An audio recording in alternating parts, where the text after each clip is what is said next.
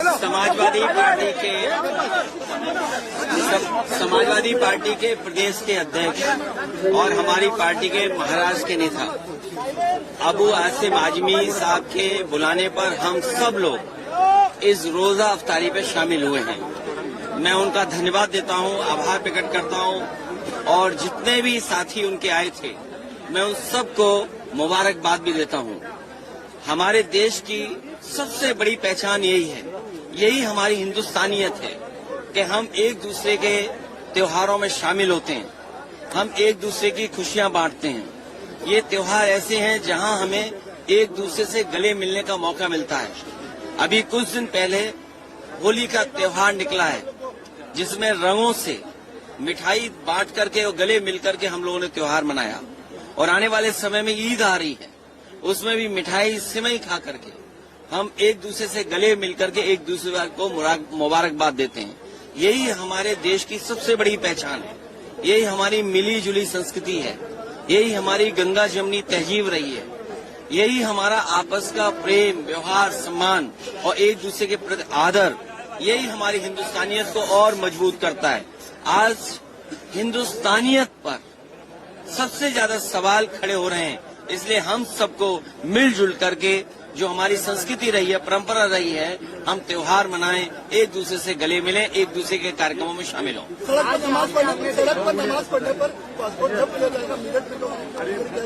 देखिए, जो लोग काम नहीं करते हैं, आज का जमाना क्या है कि लोग नौकरी चाहते हैं, रोजगार चाहते हैं।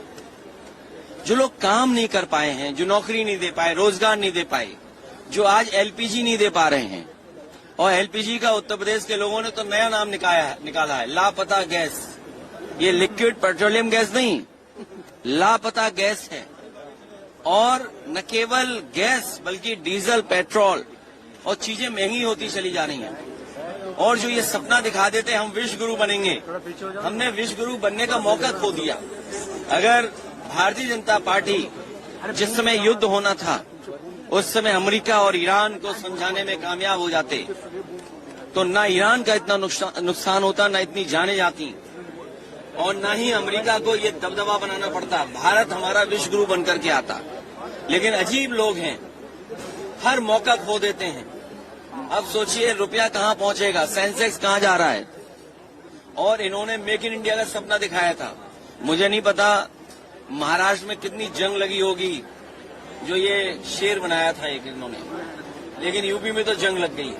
और देश के अगर आंकड़े देखें हम लोग तो मैन्युफैक्चरिंग सेक्टर में हम लोग बहुत पीछे छूट गए हैं। इसी तरह डिजिटल इंडिया अपने आप बढ़ रहा है, स्किल इंडिया को कोई पूछ नहीं रहा है।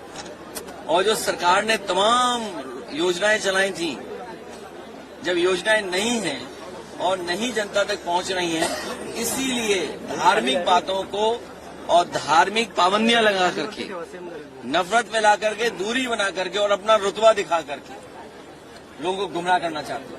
प्रधानमंत्री कह रहे हैं कांग्रेस भी इन्फॉर्मेशन फैला रही है। मैं समझा नहीं। प्रधानमंत्री कह रहे हैं कांग्रेस जो है इन्फॉर्मेशन फैला रही है। वैसे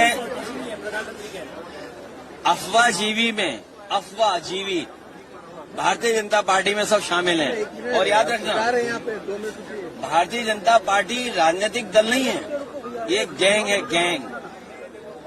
ये गैंग है और झूठ बोलने में नंबर 1 है। और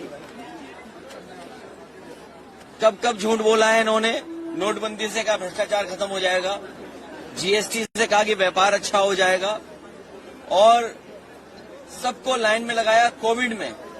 और आज फिर कौन नहीं जानता कि एलपीजी नहीं है। सब जानते हैं कि रेस्टोरेंट बंद हो रहे हैं, ठेला के जो काम कारोबार करते थे, ठेले वाले अपना काम कारोबार नहीं कर पा रहे हैं।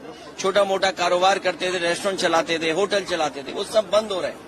ये कौन है? और लंबी लंबी लाइनें लग रही हैं और ये आंख बंद करके बैठे हुए हैं। बनारस में जाइए, जहां मंदिर में भोजन बनता था, प्रसाद बनता था, आज वहां एलपीजी नहीं है, गैस लापता है। अयोध्या सीता रसोई में लापता गैस है। गोरखपुर, वहां पर लंबी लंबी लाइनें लग रही हैं। जब प्रधानमंत्री के क्षेत्र में ही लाइन लगी हो तो देश में हर जगह लाइन लगी होगी।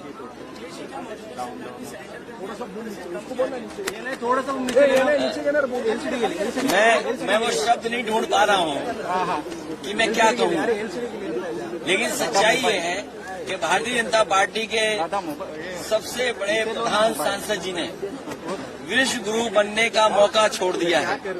और जिस तरह डील हो रही है, डील एक तरफा नहीं होती है, डील नहीं है ये, ढील देके दी है, अपना बाजार उनको दे दिया है। कभी चीन को बाजार दे दिया, अमेरिका को बाजार दे दिया, तमाम यूरोपियन देशों से फ्री ट्रेड एग्रीमेंट कर लिया। अगर फ्री ट्रेड एग्रीमेंट उन देशों से होगा, उन देशों की चीजें आपके बाजार में आएंगी तो आपके कारोबारियों का क्या होगा। इसीलिए मैन्युफैक्चरिंग सेक्टर ग्रोथ नहीं कर रहा है और जब चाहते हैं तब आपका सेंसेक्स नीचे चला जाता है। आखिर सेंसेक्स इतना क्यों धड़ाम से गिरता है जाकर? सर, कोलकाता में शशि पंजा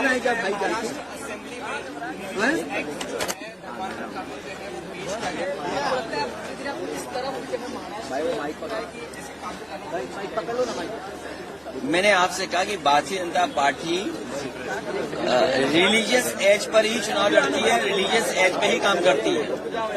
उनके लिए कम्युनल एजेंडा सूट करता है। सेकुलर होना मुश्किल है, डेमोक्रेटिक होना मुश्किल है।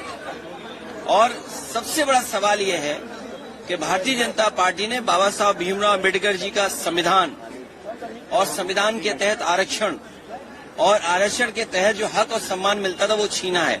लोग उसकी चर्चा न करें, लोग उसकी बात न करें, इसीलिए समय समय पर ये रिलीजियस एजेंडा अपना सामने करते हैं। सर, बंगाल के चुनाव नजदीक आ रहे हैं, तृणमूल की मंत्री शशि पंजा के घर पत्थरबाजी हुई है, भाजपा पे आरोप लगाया उन्होंने। भारतीय जनता पार्टी बहुत पत्थरबाज है पुरानी, और पॉलिटिकल लाभ कैसे लेना ये अपने ही कार्यकर्ताओं जेब में रख के पत्थर भेजते हैं। प्रधानमंत्री की रैली थी, उससे पहले भी 2 गुटों में झड़प हुई थी। तो प्रधानमंत्री जी के अगर कार्यक्रम में झड़प हो जाए तो वे देश की सुरक्षा कैसे कर पाएंगे प्रधानमंत्री जी? अखिलेश जी, वो हाईकोर्ट के डिसीजन को किस तरीके से आप देखते हैं, जो बॉम्बे इलाहाबाद बरेली के लेके जो नमाज को लेकर डिसीजन आया है? घर में कोई भी अपने धार्मिक कार्यक्रम कर सकता है। प्रशासनिक लोगों ने जानबूझ करके नफरत फैलाने के लिए ये कार्रवाई की थी। ऐसे अधिकारियों के खिलाफ कठोर कार्रवाई हो। 2027 के चुनाव की बात करें तो जिस तरीके से आपकी 2027 बहुत अच्छी सीटों से समाजवादी पार्टी जीतने जा रही है, इसीलिए भारतीय जनता पार्टी घबराई हुई है। उनके अनरजिस्टर्ड लोग यूपी में ज्यादा रह रहे हैं, यूपी में ज्यादा घूम रहे हैं।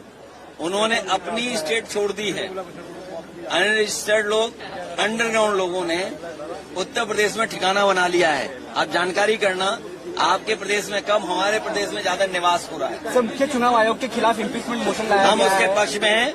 चुनाव आयोग बेईमानी कर रहा है। Thank you so much.